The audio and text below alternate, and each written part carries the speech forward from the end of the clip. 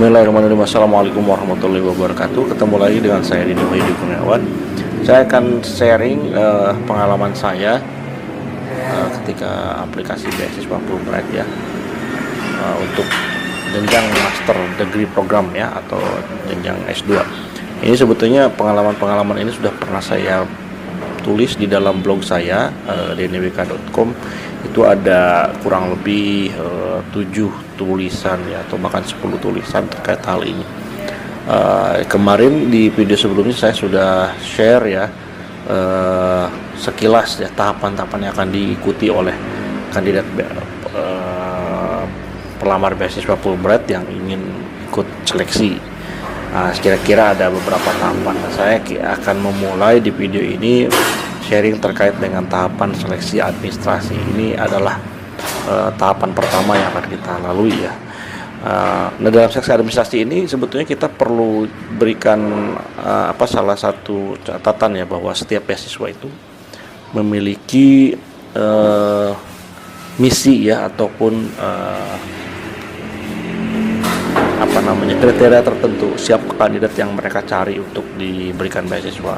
Nah, di dalam halaman Fulbright atau di Aminep itu disebutkan bahwa yang dicari adalah kandidat yang memiliki kepemimpinan ya, atau impact yang kuat pada komunitas yang ia wakili, kemudian juga memiliki komitmen terhadap bidang yang digeluti. Jadi ada sisi profesional dan ada sisi komunitas yang harus kita tonjolkan dalam aplikasi, karena dua hal ini yang dicari. Nah, ini dua keyword ini yang akan kita kembangkan ketika teman-teman atau rekan-rekan membuat esai ya, ataupun personal statement nanti ketika dalam memenuhi persyaratan untuk beasiswa itu. Nah, untuk seleksi administrasi ini sebetulnya ada beberapa hal yang perlu diperhatikan ya. Yang pertama itu form aplikasi ya, tentunya itu ada form khusus. Kalau dulu zaman saya masih hard copy ya, jadi kita memang mengisi dalam bentuk soft copy dikirim, tapi hard copy-nya tetap dikirim. Itu ada form aplikasi khusus. Di situ dari mulai ada di form aplikasi ini ada pertanyaan terkait dengan data-data diri, kemudian juga pengalaman akademik, pengalaman kerja, sampai ke publikasi. Nah, kemudian yang kedua adalah syarat yang harus dipenuhi adalah referensi atau rekomendasi dari tokoh yang kita ketahui, terutama mungkin yang latar belakang kita secara akademik, ataupun yang tahu latar belakang kita secara profesional.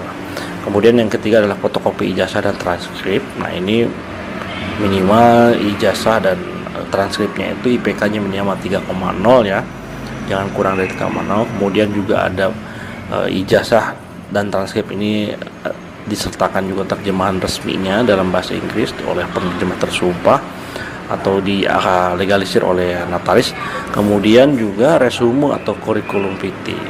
Kemudian yang keenam adalah kemampuan bahasa Inggris ya, terutama yang harus dipenuhi adalah TOEFL ITP 550 atau IELTS 6,5. Nah, selain itu, kalau misalkan kita ingin apply, nanti juga di fase selanjutnya akan diminta GRE atau GMAT dan juga rating sampel atau contoh tulisan yang menunjukkan bagaimana kemampuan kita menulisnya. Dari sekian banyak syarat administratif ini, biasanya yang menjadi kendala untuk teman-teman ketika aplikasi itu ya, syarat yang nggak bisa diganggu gugat, itu nggak bisa di-upgrade dalam waktu cepat, adalah kemampuan bahasa Inggris ya. Kemampuan bahasa Inggris ini saya kira harus diperhatikan betul-betul ya, karena untuk menaikkan misalkan dari 6,0 menjadi 6,5 itu butuh waktu yang tidak sebentar dan effortnya cukup besar ya. Jadi saya kira ini harus dikejar dulu. Jadi jangan sampai TOEFL-nya kurang sehingga kita tidak bisa eligible atau tidak bisa mengikuti seleksi dan tidak lolos secara administratif. Nah, kemudian kalau yang lainnya saya kira itu kita bisa penuhi ya. Waktu itu kalau untuk bahasa Inggris saya pernah kursus di salah satu kampus besar di Indonesia ya, di UI itu ya cari yang, kalau misalkan untuk upgrade saya kira kita perlu kursus ya, butuh bantuan orang supaya kemampuan kita terupgrade. Tapi jangan usah cari kursus yang terlalu mahal. Saya kira yang penting kita nyaman dan bisa mengikuti proses training ataupun kursus itu dengan baik. Nah, kemudian yang kedua, kita harus menyiapkan personal statement ya.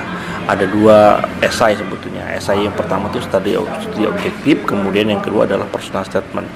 Nah, 2 hal ini saya kira ada memiliki perbedaan satu sama lain. Kalau studi objektif itu lebih trajektori atau projection, bagaimana dari sekarang sampai ke depan. Jadi kita menulis apa yang sebetulnya ingin kita pelajari, kenapa kita ingin pelajari itu, kemudian setelah pulang kita akan melakukan apa gitu ya, impact-nya terhadap masyarakat Indonesia ataupun komunitas akademik yang ingin kita geluti itu. Nah, sementara yang personal statement ini adalah esai lain yang bisa menunjukkan track record kita gitu. Sebetulnya personal statement itu lebih kepada apa yang sudah pernah kita lakukan di masa lalu dan kenapa kita layak untuk diberikan beasiswa. Jadi ini esai ini saya kira sangat penting ya. Jadi selain kita memenuhi syarat administratif, ini studi objektif dan personal statement itu di esai itu sangat penting untuk kita perbaiki dengan semaksimal mungkin ya.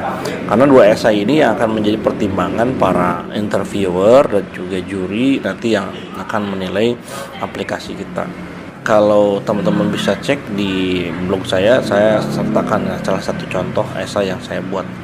Kemudian catatan lain juga bahwa esai yang kita buat itu seharusnya menceritakan hal-hal yang lebih substantif atau yang bisa memberikan gambaran apa yang sudah kita lakukan dan apa yang kita akan lakukan di masa yang akan datang. Jangan, ya ini catatannya, jangan jadikan esai itu hanya sebagai narasi dari kurikulum vitae atau CV yang kita buat ya. Kita harus lebih menjelaskan ide besar yang sudah pernah kita lakukan dan ide besar yang kita lakukan di masa yang akan datang, supaya kita lebih convincing.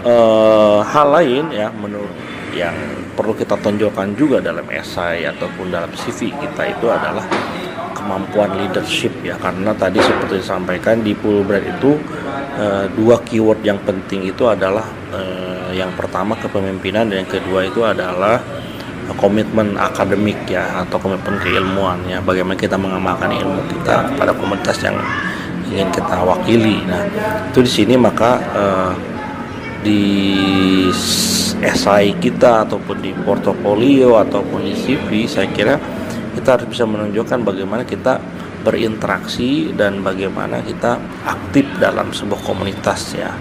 Jadi sebutkan posisi yang pernah kita ampu ya, apakah menjadi ketua atau menjadi sekretaris ataupun pernah menjadi ketua kelompok gitu ya. Kemudian apa yang kita lakukan ketika berada dalam posisi tersebut. Nah, itu akan menjadi salah satu hal yang penting ketika juri itu melakukan penilaian ketika wawancara.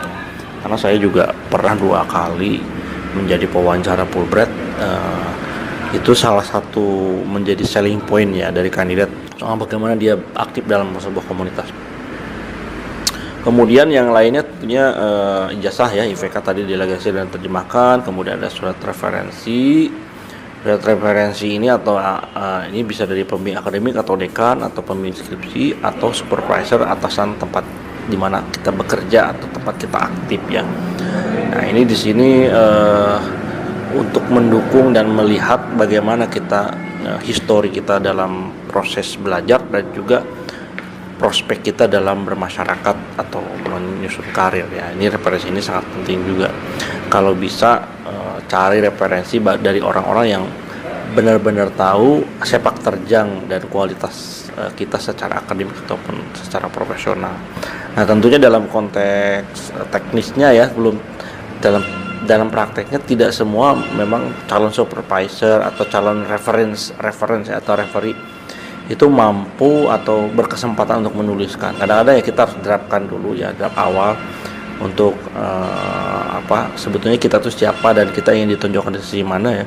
Kita bikin draft terus diberikan kepada calon reference tadi, mereka akan melakukan editing atau bahkan langsung tanda tangan gitu ya dan memberikan referensi kepada kita. Nah, ini juga salah satu effort yang mungkin salah satu yang perlu jadi catatan juga ketika kita memenuhi syarat-syarat prestasi. Nah, di luar itu tentunya yang terakhir ya, saya kira itu juga semua usaha yang kita lakukan itu harus didukung dengan doa ya. Mungkin kita harus minta restu, harus menurut saya itu ke orang tua ya, terutama ibu, kemudian bapak. Dan kalau sudah punya pasangan, mungkin kita juga harus minta izin kepada pasangan kalau kita ingin meraih ataupun melakukan aplikasi terhadap beasiswa Fulbright ini. Karena mungkin nanti saya jelaskan ya di sisi lain bahwa melanjutkan kuliah di luar negeri itu bukan satu pilihan yang mudah ya, meskipun kalau kita timbang-timbang secara cost dan benefitnya banyak sekali yang bisa kita dapatkan, tapi tidak semua orang bisa dengan mudah memutuskan untuk kuliah ke luar negeri karena banyak hal yang perlu kita pertimbangkan. Oleh karena itu dukungan dari orang tua, dukungan dari pasangan ya, itu sangat penting.